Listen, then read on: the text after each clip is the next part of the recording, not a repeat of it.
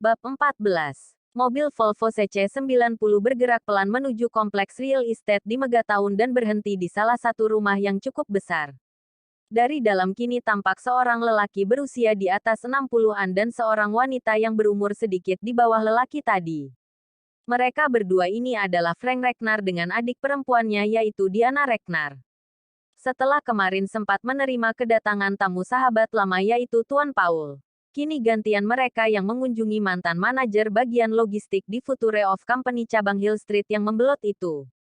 Karena sebelumnya telah saling berjanji untuk bertemu hari ini, maka Tuan Paul sendirilah yang secara langsung menyambut kedatangan calon sekutunya ini di rumah kediamannya yang baru beberapa bulan ini dia tempati. Selamat datang sobat, selamat datang di rumahku ini. Oh ya, apakah kalian mau singgah dulu atau ingin langsung ke kantor untuk membahas rencana kerjasama kita lebih lanjut? Tanya Tuan Paul. Sebaiknya kita langsung saja ke kantor untuk melakukan kesepakatan kerja. Kemudian kita melihat-lihat ke lokasi konstruksi tersebut. Ini agar mempermudah kami bagi mengirim armada transportasi serta lain-lain persiapan. Kata Frank Ragnar menolak ajakan untuk singgah ke rumah Tuan Paul dengan halus. Hahaha, baiklah. Ternyata sifatmu dari dulu tidak berubah, Frank. Selalu bersemangat dan ambisius. Oke, mari kita berangkat. Ajak Tuan Paul kepada calon mitra kerjanya itu. Tak lama kemudian rombongan itu pun berangkat menuju ke lokasi proyek terlebih dahulu sebelum membahas rencana kerja lebih lanjut. Bagaimana, Frank? Apakah lokasi ini bagus untuk mendirikan kasino? Tanya Tuan Paul.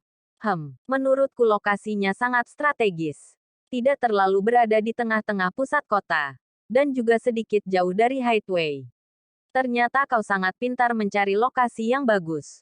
Puji Frank setelah meninjau-ninjau lokasi yang akan mereka jadikan tempat berdirinya bangunan kasino di Megatown ini. Setelah berbicara panjang lebar menyangkut segala sesuatu yang harus dikerjakan. Akhirnya kata sepakat pun diambil dengan proyek bernilai puluhan juta itu dimenangkan oleh keluarga Ragnar tanpa adanya pengajuan tender. Ini hanya awal permulaan, Frank. Aku melihat bahwa ada beberapa kawasan yang sangat berpotensi untuk dijadikan ladang bisnis. Tapi kita harus senantiasa mengintai pergerakan perusahaan Future of Company. Kemana mereka bergerak? Kita tikung mereka dan lobi pihak berkuasa dengan tawaran yang menarik dan lebih menguntungkan perut mereka. Dengan begini, sedikit demi sedikit kita akan menguasai berbagai bidang proyek pembangunan dan bisnis di negara ini. Kata Tuan Paul. Sebenarnya ada beberapa daerah yang sangat berpotensi untuk dijadikan ladang bisnis yang menghasilkan keuntungan. Kawasan ini juga sudah dilirik oleh perusahaan Future of Company. Kata Frank lalu menjelaskan. Mountain Slope. Kawasan ini sangat istimewa, karena pegunungan yang memanjang dan juga pantai yang indah di bagian timurnya. Perkampungan ini bisa dikatakan sangat strategis karena berada di tengah-tengah antara gunung dan pantai. Diketahui bahwa Future of Company sudah menancapkan kuku mereka di kawasan ini. Namun hanya sebatas pembangunan jalan, bendungan irigasi serta pabrik padi. Untuk berinvestasi dalam pembangunan yang lain. Sampai saat ini tidak mereka lakukan. Ini bagus untuk kita andai kita bisa melobi pemerintah setempat. Yang kedua adalah Garden Hill. Dulunya kawasan ini adalah perkampungan yang besar. Namun seiring berjalannya waktu, perkampungan ini telah berubah menjadi kota yang lumayan menjanjikan jika kita bisa berinvestasi di sana. Kau bayangkan saja Paul, dengan alam yang masih perawan. Kita bisa menebang hutannya dan hasilnya kita bisa untung besar. Setelah itu, kita bisa membangun villa mewah di sana dengan pemandian air panas. Perbukitan di sana juga sangat sesuai untuk lapangan golf. Andai ini bisa terwujud, mudah saja untuk menjadikan kota kecil itu lebih besar dari Megatown ini bahkan Metro City. Aku masih belum mendengar adanya pergerakan perusahaan Future of Company untuk membangun di daerah itu. Bagaimana menurutmu? Tanya Frank. Hahaha, inilah yang aku inginkan dari seorang sahabat yang memiliki cara berpikir yang sama. Kita memang memiliki kepala yang sama. Sama-sama bisa mengendus peluang. Kata Tuan Paul. Jangan lupakan satu hal Paul. Kita memiliki musuh yang sama yaitu Jerry William dan perusahaan Future of Company miliknya yang semakin tahun bertambah besar. Mereka juga telah menjalin kesepakatan kerja sama di berbagai negara di dunia. kata Frank mengingatkan. Memang tidak mudah untuk melawan Future of Company ini. Aku tahu betul seperti apa mereka yang berada di dalam perusahaan itu. Barry, Ronald, Austin, Isa, Thompson, Raven, Ricardo, dan manajer Olive bersama pembantunya Alin sangat setia dan juga sangat kompeten dalam bidangnya masing-masing. Kita memang tidak cukup kuat untuk melawan mereka. Namun misi kita bukan menghancurkan perusahaan itu. Misi kita adalah merintis jalan dan membuka ruang bagi Arrold Holding Company untuk memasuki dunia bisnis di negara ini setelah terusir lebih dari 50 tahun karena bergabungnya 4 naga dari Metro City. Kini naga itu sudah sekarat dan yang tinggal hanya generasi penerusnya saja. Ini adalah makanan empuk bagi kita, kata Tuan Paul.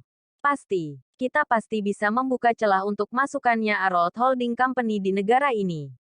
Kita telah menemukan celahnya. Diawali dengan Megatown terlebih dahulu. Setelah itu, baru kita merambah ke kawasan luar. Mountain Slope atau Garden Hill. Sama saja. Karena sama-sama memiliki potensi yang besar. Kata Frank pula. Sekarang tinggal Diana. Kau pasti tahu bagaimana caranya untuk mengorek sedikit saja informasi dari William Group yang diketuai oleh putramu Kenny. Walaupun bocoran itu hanya sekecil lubang jarum. Itu akan sangat berguna untuk kita. Kata Tuan Paul pula. Mendengar ini, Diana sedikit mengeluh dalam hatinya. Namun dia memaksa untuk tersenyum. Baginya, sangat sulit untuk mendekati putranya itu. Ini karena putranya tidak lagi mempercayainya. Hubungan mereka hanya sebatas anak dan ibu. Tapi di bidang pekerjaan, Kenny selalu menghindar darinya. Benar Diana, Kenny adalah putramu. Kau pasti tahu bagaimana caranya menjinakkan anak itu. Kata Frank pula. Baiklah, aku akan mencoba. Namun perlu kalian ingat, aku tidak menjamin bahwa ini akan berhasil. Untuk menemui dirinya saja. Saat ini sangat sulit. Dia terus menghindar dariku selama 15 tahun ini. Kata Diana. Kau pasti bisa Diana. Pasti ada cara. Kita cukup mengetahui saja kemana arah perusahaan yang dia pimpin akan bergerak. Setelah itu, wus, wus, wus, kita tikung mereka di tengah jalan. Kata Tuan Paul yang dibalas dengan tawa oleh Frank. Hanya Diana yang tidak tertawa. Karena saat ini dia juga sedang memutar otak bagaimana caranya supaya bisa mendekati putranya yang selalu menghindar itu. Bab 15. Tuan Besar, saya mendapat kabar dari anak buah Dragon Empire yang tersebar di berbagai daerah bahwa saat ini mantan manajer Anda yang berkhianat, yaitu Tuan Paul telah tiba di Megatown beberapa waktu lalu. Tampak lelaki berusia sekitar 40-an sedang melaporkan berita yang dia dapat dari anak buahnya. Sementara itu seorang lelaki yang seusia dengannya yang dia panggil dengan sebutan Tuan Besar itu hanya mengangguk saja.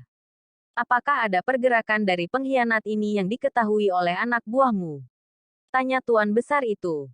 Ada Tuan. Saat ini orang yang bernama Paul itu sedang bernegosiasi dengan keluarga Ragnar untuk sebuah kerjasama pembangunan kasino di Megatown.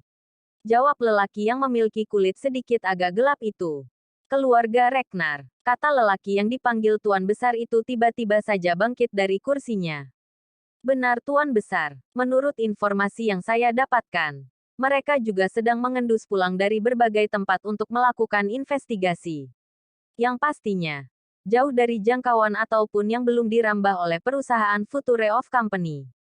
Jawab lelaki itu. Baiklah, Black, atur akan buahmu untuk terus memata-matai mereka. Aku akan mengatur beberapa orang kepercayaan untuk disusupkan dalam perusahaan mereka. Aku ingin tahu, siapa dalang di balik perusahaan Paul ini. Tidak mungkin dia bisa bangkit walaupun dia memiliki tabungan yang banyak karena seluruh aset miliknya telah dibekukan. Pasti ada yang menggendong Paul ini. Baik Tuan Besar, saya akan mengerahkan beberapa lagi anak buah saya. Jangan tunda lagi. Secepatnya atur. Sekali lagi aku harus berurusan dengan pengkhianat. Kata lelaki setengah baya itu. Jika begitu, saya mohon diri dulu. Kata lelaki yang dipanggil Black itu sambil memberi hormat sebelum berlalu. Setelah lelaki berkulit sedikit gelap itu pergi, lelaki setengah baya yang dipanggil dengan sebutan Tuan Besar itu lalu mengeluarkan ponselnya dan mengirim pesan suara. Daniel, segera beritahu kepada semua staf bahwa aku akan mengadakan rapat mendadak hari ini di Mountain Lotus. Lalu dia mengklik tanda kirim. Tak lama kemudian di ponselnya tertera pesan balasan singkat dengan hanya 2 huruf yaitu, "Oke." Kemudian tuan besar itu langsung bergegas menuju ke mobil Pagani Huayra miliknya dengan tujuan untuk berangkat ke Mountain Lotus. Puluhan pengawal dengan mengendarai BMW kini mengiringi keberangkatan tuan besar itu menuju ke Mountain Lotus. Asteris asteris asteris. Iring-iringan mobil mewah itu tiba di depan hotel teratai dan langsung menuju ke ruangan parkir bawah tanah.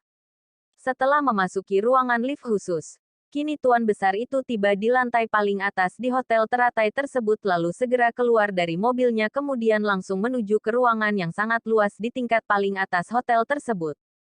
Begitu dia memasuki ruangan itu, kini semua yang telah tiba di ruangan itu semuanya langsung berdiri. "Selamat datang tuan besar," kata mereka bersamaan. "Terima kasih dan silahkan kalian untuk duduk kembali," kata lelaki setengah baya itu. "Tuan besar, sebelumnya mohon maaf jika saya harus bertanya. Sebenarnya ada apa sehingga tuan besar mengadakan rapat mendadak begini?" Tanya seorang lelaki berusia di atas 60-an. "Tuan Barry, Paman Ronald, Ryan, Daniel, Rico serta kalian semua yang berada di sini. Sebelum kita memulai rapat ini, mungkin ada di antara kalian yang bertanya-tanya dalam hati mengapa aku meminta kalian untuk hadir dalam rapat kali ini. Begini, aku baru saja mendapat kabar dari orang-orang Dragon Empire bahwa Paul, mantan manajer bagian logistik yang tertangkap basah berkhianat kepada perusahaan telah kembali ke Megatown dengan kekuatan baru. Paul ini juga sudah melakukan kesepakatan kerjasama dengan keluarga Ragnar dalam proyek pembangunan kasino di Megatown. Itulah sebabnya mengapa aku mengadakan rapat mendadak ini," kata lelaki 40-an itu. Mendengar nama Paul ini, semua orang yang berada di ruangan itu menjadi terkejut. Bagi mereka, mustahil Paul bisa bangkit setelah beberapa tahun di penjara. Siapa yang akan percaya kepada mantan narapidana? Selain di penjara, Paul juga diketahui harus membayar puluhan juta dolar sebagai kompensasi atas penyelewengannya terhadap perusahaan, serta seluruh aset miliknya telah dibekukan oleh Jerry William. Inilah yang membuat mereka sangat merasa heran. Mustahil Paul bisa bangkit kembali, kata mereka. Ini tidak mungkin. Pasti ada kekuatan besar di balik semua ini. Jikapun ada, pastilah orang ini memiliki hubungan yang tidak baik dengan perusahaan Future of Company atau Smith dan William Group. Bisik-bisik pun terjadi. Saat ini di dalam ruangan itu terdengar bisik-bisik mereka yang hadir persis seperti dengungan suara lebah. "Perhatian semuanya. Harap tenang. Aku tahu maksud kalian semuanya. Dan aku juga sepemikiran dengan kalian. Pasti ada kekuatan besar yang ditunggangi oleh Paul ini. Hanya saja ini masih samar. Kita masih harus menyelidiki masalah ini. Jawaban akan segera kita dapat andai kita mampu menyusupkan mata-mata kita ke dalam perusahaan Paul ini. Saya sependapat dengan Anda Tuan Besar. Perusahaan kini memiliki ramai anak muda yang kompeten dan bisa diandalkan. Kalau menurut saya," kata Tuan Barry setelah agak lama berpikir, "ini pasti ada hubungannya dengan Fardi. Aku menduga bahwa kekuatan yang sama ada di belakang Paul ini." "Maksud Anda adalah Arrow Holding Company?" tanya Tuan Besar itu. "Benar, dugaanku. Pasti perusahaan ini. Aku menduga bahwa ini hanya permulaan saja. Tujuan mereka pasti lebih besar dari sekedar membangun kasino," kata Tuan Barry. "Seperti yang kita ketahui, bahwa 15 tahun yang lalu Fardi juga seperti itu. Namun kali ini sedikit lebih berbahaya karena Paul ini mantan manajer di perusahaan ini," kata Ryan lalu melanjutkan. "Dugaanku adalah, mereka ingin membuka jalan bagi perusahaan itu. Sejujurnya aku telah melakukan riset tentang perusahaan ini di mana pendiri perusahaan itu adalah musuh bebuyutan 4 naga di Metro City ini. Hanya Ramendra lah yang tidak memusuhi orang ini. Bagiku, kau harus bergerak cepat Jerry. Jangan biarkan mereka melakukan investigasi di Mountain Slope, Garden Hill dan kawasan lainnya seperti Lagoon Park. Menurutmu, langkah apa yang harus kita ambil?" tanya Tuan Besar itu. "Seperti yang kau lakukan di Country Home dulu. Beli tanah mereka di sana. Ini akan menjadi alasan untuk berhadapan langsung dengan perusahaan yang mendalangi Paul ini andai mereka jadi melakukan investasi di sana," kata Rico. Masuk akal juga," kata Tuan Besar itu. "Baiklah. Kita berbagi tugas. Aku memiliki rumah dan tanah seluas 10 hektare di Garden Hill. Selain itu, aku juga memiliki sebuah kafe dan restoran mini di sana. Dengan begitu, aku perintahkan kepada Rian untuk membeli tanah hutan meliputi gubuk kakek Malik terus menyeberang ke sungai. Berapapun mereka jual, maka tampung dan buat atas nama perusahaan. Siapapun yang ingin menggarap tanah milik perusahaan, diperbolehkan dengan seperempat hasil adalah milik kita selain menjual hasil panen mereka ke perusahaan milik kita yang ada di sana. Tuan Bari bersama Daniel berangkat ke Lagoon Park dan lobi pemerintah setempat untuk membeli tanah di sana seluas yang bisa mereka jual. Sedangkan aku bersama dengan Clara akan berangkat ke Garden Hill. Kebetulan anak dari mendiang kepada desa yaitu Albert Junior adalah sahabatku. Kata Tuan Besar itu. Baiklah, semua sudah disepakati. Ingat, tujuan utama kita adalah mencari gara-gara dengan perusahaan ini. Sejengkal tanah milik kita jika mereka langgar, bisa menjadi pencetus peperangan. Persiapkan diri kalian. Pertempuran ini pasti terjadi. Jika tidak sekarang, mungkin di zaman Yo William nanti. Cepat atau lambat, pasti akan terjadi. Kami mengerti Tuan Besar, kata mereka bersamaan. Besok semuanya berangkat ke tempat tujuan masing-masing. Dengan ini, saya Jerry William menutup pertemuan ini. Setelah itu, lelaki setengah baya itu pun meninggalkan ruangan itu sambil dikawal oleh puluhan bodyguard. Bab 16. Satu unit taksi melaju meninggalkan Bandara Internasional Kuala Namu menuju ke arah Tanjung Karang. Di dalam, tampak seorang pemuda belia yang masih berumur sekitar 15 tahun didampingi oleh seorang lelaki berusia 60-an sedang asyik melihat-lihat pemandangan di sepanjang jalan yang mereka lalui itu. Kakek Jeff, coba lihat di sana itu. Persis seperti pohon kurma, kata anak itu kepada lelaki 60-an yang dipanggilnya dengan sebutan kakek Jeff. Tuan muda, itu bukan pohon kurma, tapi pohon kelapa sawit. Pohon ini memang banyak terdapat di kawasan Asia Tenggara. Dan salah satu penghasil terbesar di dunia adalah Indonesia ini. Kata kakek Jeff menjelaskan. Apakah buahnya sangat enak dimakan, kek? Tanya sang tuan muda itu. Hahaha, itu tidak untuk dimakan seperti buah kurma. Buah kelapa sawit itu akan diproses lagi di pabriknya. Salah satunya adalah untuk dijadikan minyak goreng. Oh, berarti yang kita gunakan untuk menggoreng ikan adalah minyak dari kelapa sawit ini. Tanya tuan muda itu. Tidak semua juga minyak goreng berasal dari kelapa sawit. Ada juga yang berasal dari buah kelapa sungguhan. Jawab kakek Jeff. Oh begitu. Mengapa ayahku tidak berminat terjun di usaha perkebunan seperti ini, kek? Tuan besar memang tidak terlibat secara langsung dalam bisnis seperti ini. Namun beliau banyak melakukan investasi dalam bisnis ini. Sebagian besar adalah untuk pabrik pengolahan bahan mentah dari minyak kepada sawit ini. Kata kakek Jeff. Kek, apakah ayahku itu adalah orang kaya sekali? Tanya tuan muda itu. Nanti saja kau ketahui. Sekarang fokus tuan muda adalah belajar. Ingat, jangan kecewakan harapan kedua orang tuamu. Pesan kakek Jeff. Iya kek, aku juga tidak akan mengecewakan mereka. Terlebih, mendiang kakek uyutku. Kata tuan muda itu. Karena terlalu asyik ngobrol, kini taksi yang membawa mereka itu telah melewati kota Tanjung Karang dan mulai lurus memasuki perkebunan karet. Wah, ganti lagi tanamannya, kek. Oh, yang ini adalah pohon karet. Konon katanya pohon ini berasal dari lembah Amazon Brazil. Namun tanaman pohon karet ini sangat banyak di negara-negara Asia Tenggara. Selain Thailand dan Malaysia, Indonesia ini adalah negara penghasil getah karet terbesar di dunia. Setelahnya, ada juga negara Cambodia yang juga memiliki perkebunan karet walau tidak sebanyak dan seluas di Indonesia ini, kata kakek Jeff lagi menjelaskan. Aku tahu sekarang. Sawit dan karet. Kelak aku juga ingin berinvestasi di sini jika diizinkan oleh ayah. Kata pemuda belia itu. Pasti tuan muda, pasti ayah Anda akan mengizinkan. Tanpa terasa kini mereka telah memasuki kawasan perkebunan kelapa yang kalau menurut tingginya, kemungkinan sudah berumur di atas 40 tahunan. Wah, indah sekali di sini, kek. Lihat itu di sana ada perkebunan kelapa.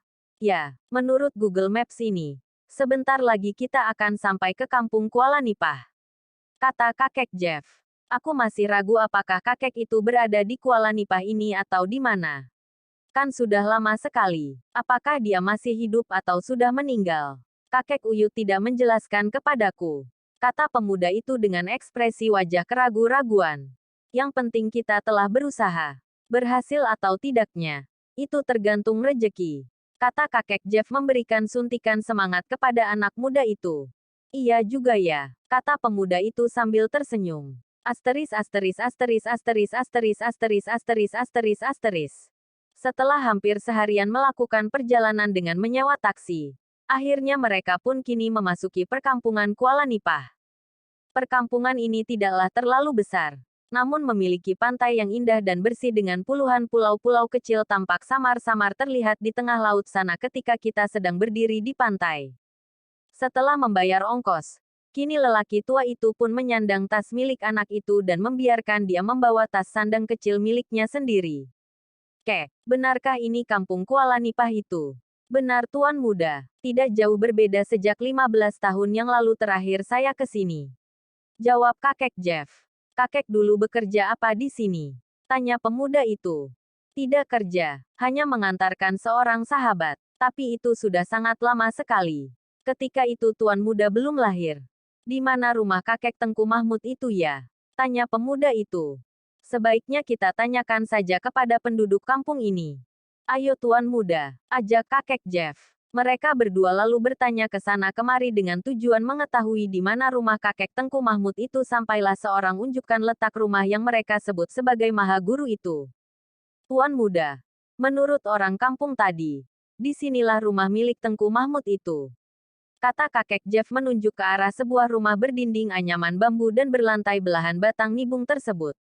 Baru saja kakek Jeff ingin mengucapkan salam. Tiba-tiba dari arah dalam rumah melesat sebutir kulit kerang mengarah ke lelaki tua itu. Awas bentak pemuda itu sambil mendorong kakek Jeff hingga terjajar ke belakang. Begitu kakek Jeff lolos dari serangan, kini sebutir lagi kulit kerang melesat dengan kecepatan tinggi ke arah anak muda itu. Tahu akan bahaya. Pemuda itu pun membuang diri ke samping kemudian berguling di tanah. Baru saja dia lolos. Kini sebutir lagi kulit kerang melesat ke arah anak itu. Namun kini dia tidak menghindar lagi. Melainkan, memungut sebutir batu lalu. Tes. Kini tampak kulit kerang dan batu kecil itu hancur berantakan akibat bertabrakan di udara. Anak setan, apa hubunganmu dengan si Malik itu Tampak seorang lelaki yang sudah sangat tua keluar dari rumah sambil mencak-mencak dan mengomel panjang pendek. Melihat lelaki yang sebaya dengan kakek Uyutnya, pemuda itu pun langsung membungkuk hormat. Salam dari saya untuk kakek Tengku Mahmud, kata pemuda itu. Anak setan, aku tidak membutuhkan salam hormat darimu. Jawab saja pertanyaanku tadi. Kau menggunakan jurus jari setan. Apa hubunganmu dengan Malik? Saya Yo William menjawab pertanyaan kakek. Kata pemuda itu masih membungkuk hormat. Saya ini adalah cicit dari orang yang kakek tanyakan tadi. Dia adalah kakek Uyut sekaligus guru saya. Kata anak muda itu. Sekarang jawab pertanyaanku. Di mana sekarang setan itu berada? Apakah masih bersembunyi di Mountain Slope? Kakek Uyutku baru saja meninggal 5 hari yang lalu. Jawab Yo William sambil menahan tangis. Apa? Tidak mungkin. Tidak mungkin. Setan itu tidak boleh mati. Urusan dengannya belum selesai. Sia-sia saja aku memperdalam ilmu untuk dapat mengalahkan teknik jarum peraknya. Kata orang tua itu sambil terduduk lalu menggesek-gesek pasir dengan kakinya. Itulah yang terjadi Sebelum meninggal, dia sempat menitip salam kepada Anda dan mengatakan bahwa dia telah menang karena lebih dahulu menghadap Yang Maha Kuasa. Kata Yo William. Malik, setan alas. Kata lelaki tua itu sambil menangis sejadi-jadinya. Bersambung.